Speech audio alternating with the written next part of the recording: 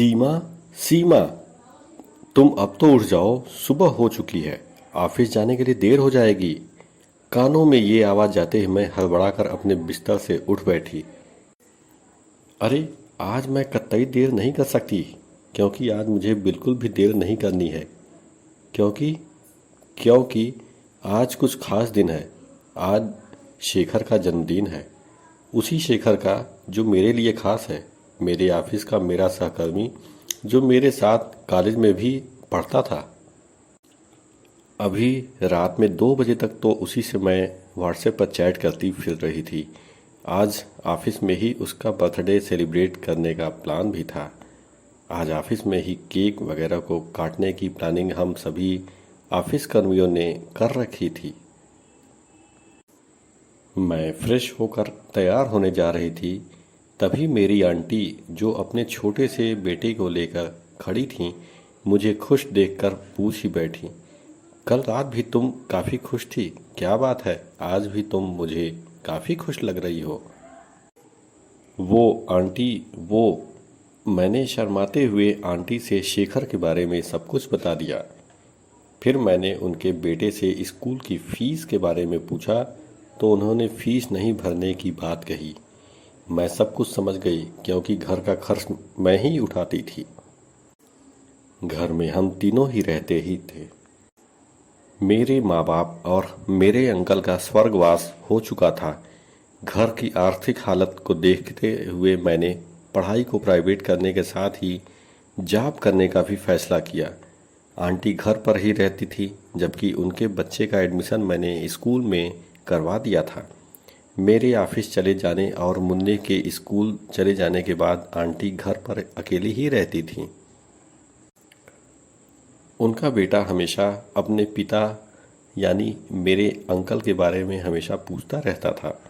हम लोग उसकी बात का क्या जवाब देते, उसको इधर उधर की बातों में टाल मटोल कर देते थे।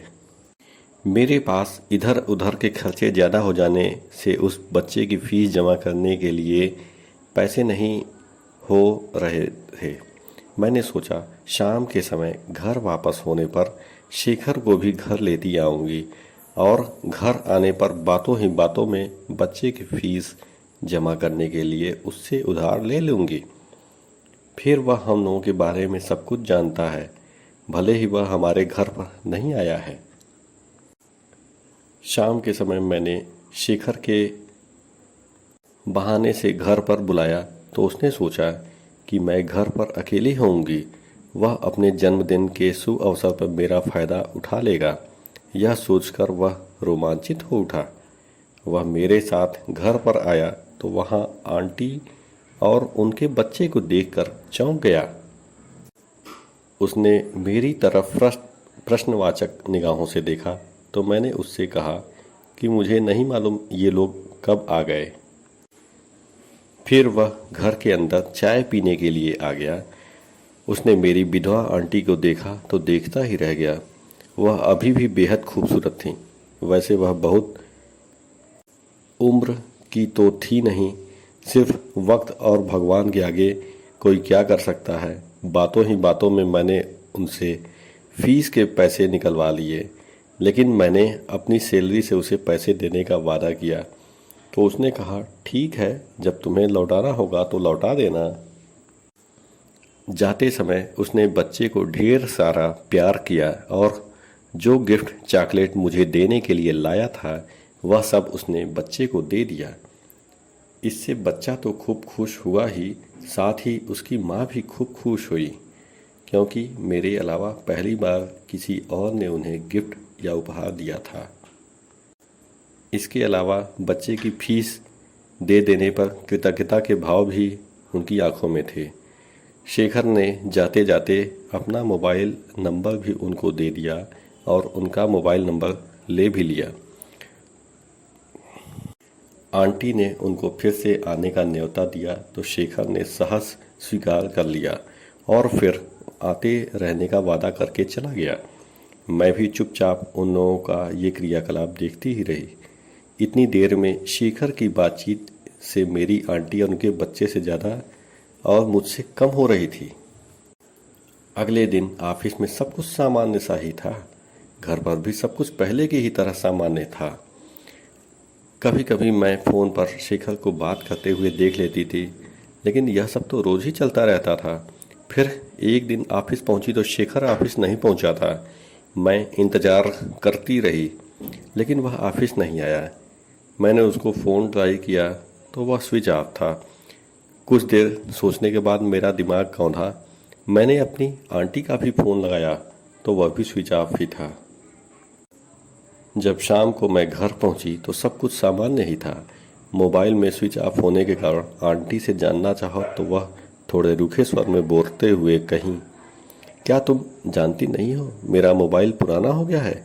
बातों ही बातों में आराम करने मैं आंटी के कमरे में चली गई तो देखा वहाँ बिस्तर की चादरों पर सिलवटें पड़ी हुई थीं। मैंने इसको महज इत्तेफाक समझकर अपने कमरे में आराम करने आ गई। यह सिलसिला कुछ दिनों तक इसी तरह से मैं देखती रही। इस दौरान मैंने आंटी को बहुत खुश रहते हुए देखा। वह फिल्मी गाने गुनगुनाते हुए देखी जा सकती थी।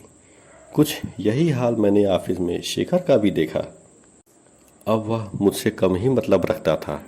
वह मुझसे हाँ या ना में जवाब देकर अपना काम चला लेता था। वह अधिकतर या ऑफिस में गायब रहता या फिर ऑफिस आता भी तो कई कई घंटे काम के बहाने ऑफिस से गायब रहता था। एक दिन मैं शाम को जब घर पहुंची तो आंटी को एक नई मोबाइल पर किसी से बात करते देखा। मेरे कान खड़े हो गए कि वह हंस हंस कर किससे बात कर रही हैं।